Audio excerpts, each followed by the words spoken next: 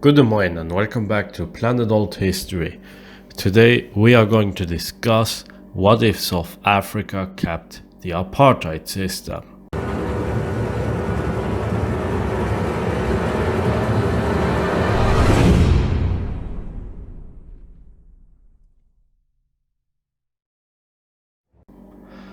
The apartheid was the system which was used in South Africa and could be compared to the Spanish caste system, where every person, based on their skin color or race, got certain rights and privileges or no rights and privileges.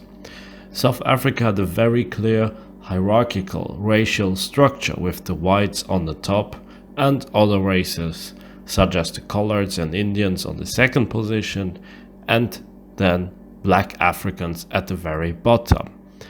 There were some exceptions made for Asian people, for instance, and some people were declared honorary whites, but these were just exceptions.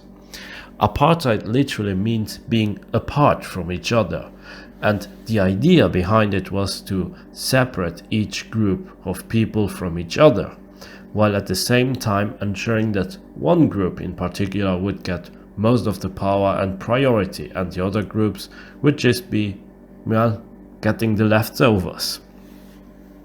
Over the years it became clear that such a system could not work for a long time, and in the early 90s South Africa made a transition from the apartheid to a democracy.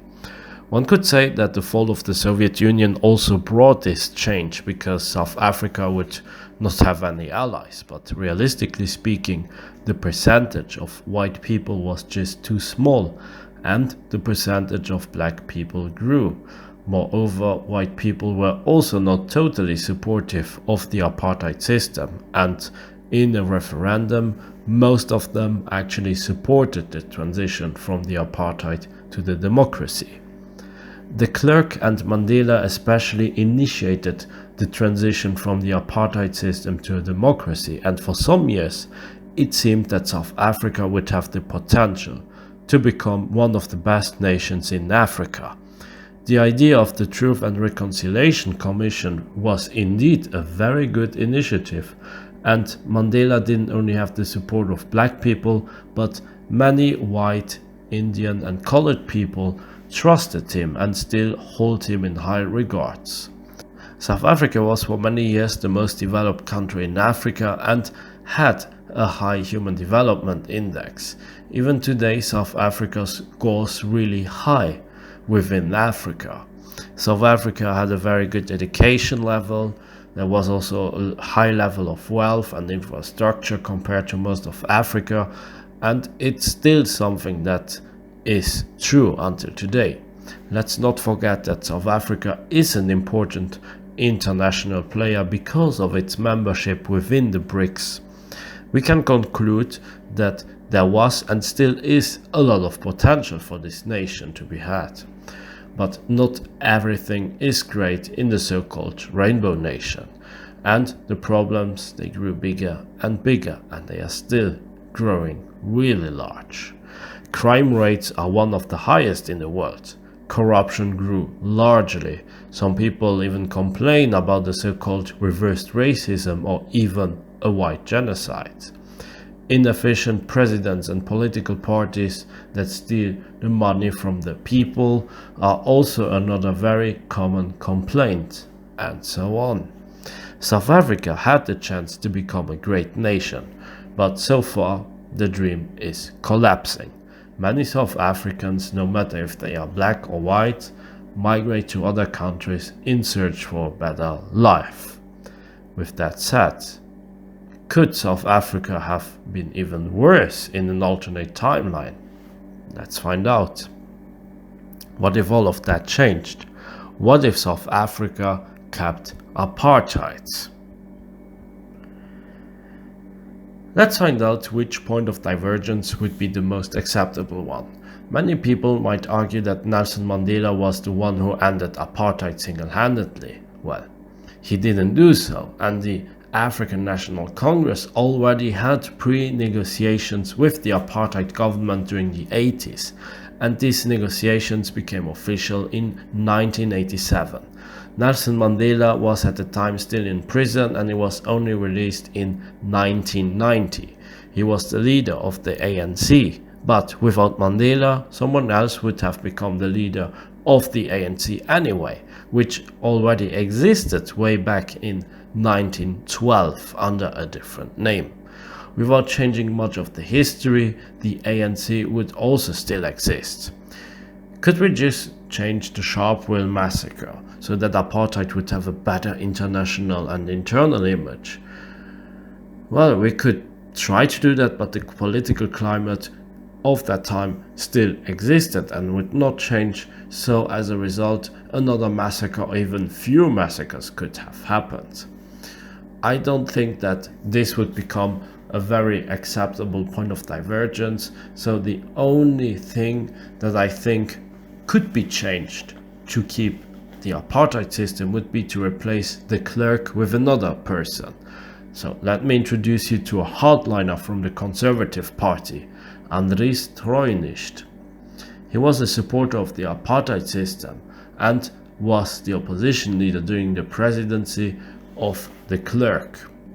Some voices even raised the possibility that Andries Troijnicht would be able to win the elections in 1987. With that said, let's just assume that Troijnicht and the Conservative Party would actually win the elections in 1987. The first obvious consequence will be that there won't be any negotiations between the ANC and the apartheid government. Instead, Troijnicht would oppose any negotiations with the ANC and Nelson Mandela would stay for a much longer time or even forever in prison. Troijnicht would probably go so far and even try to change prior changes to the apartheid system. Botha, who used to be president of South Africa, initiated certain concessions which gave a chamber to the coloureds and the Indians. Troijnicht would reverse these concessions, but one of the concessions wouldn't be reversed: the creations and establishments of the Bantustans.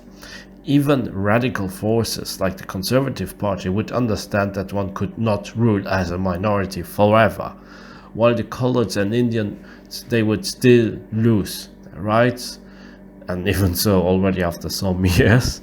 The Bantustans would see a forceful increase of their population and the apartheid government would try to develop these Bantustans into fully fledged nations, and even quicker than in our timeline.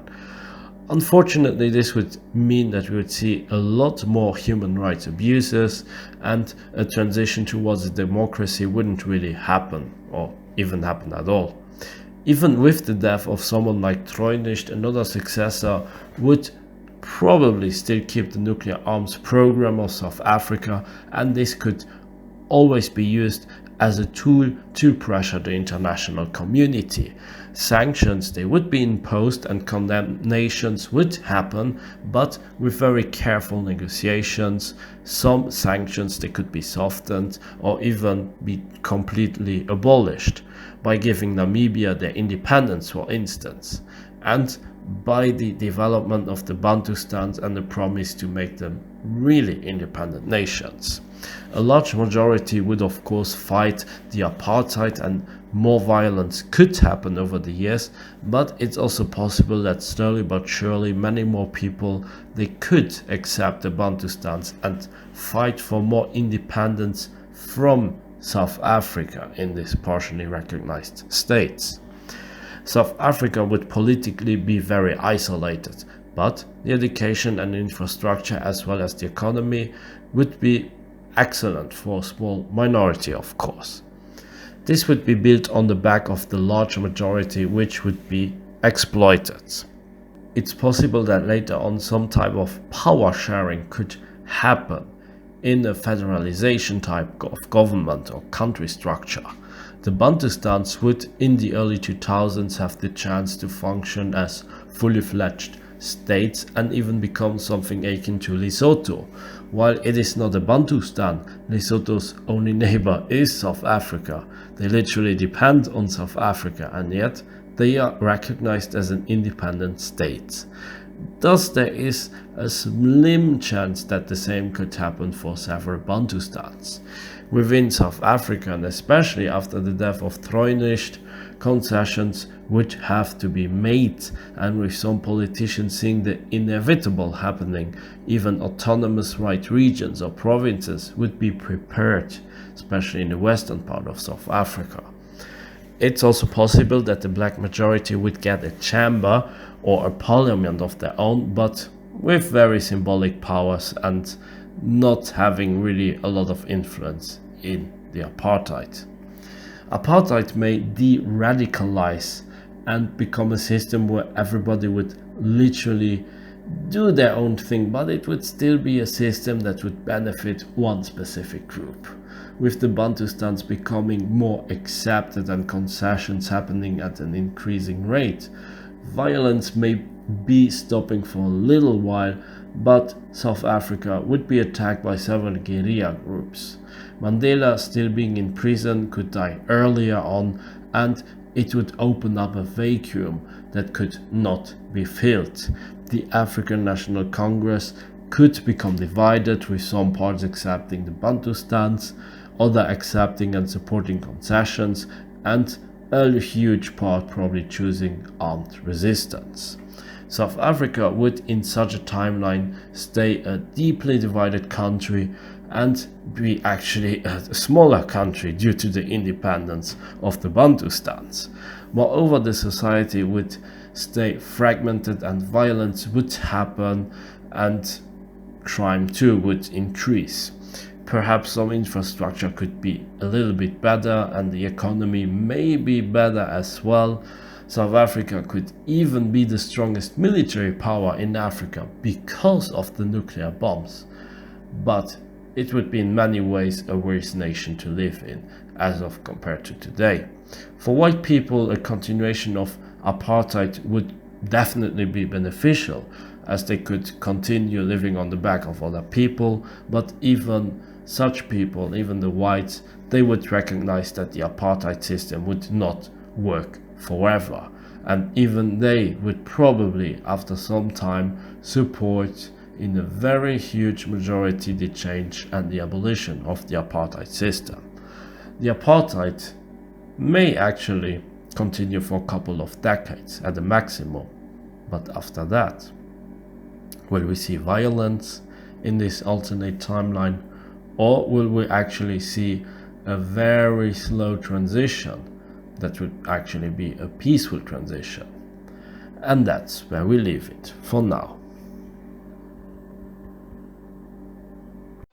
That's it for today. I hope you enjoyed my video. Be sure to like and subscribe, leave a comment, support me also on Patreon, and join my forum, forum.planetalthistory.ga. Until next time on Planet Alt History.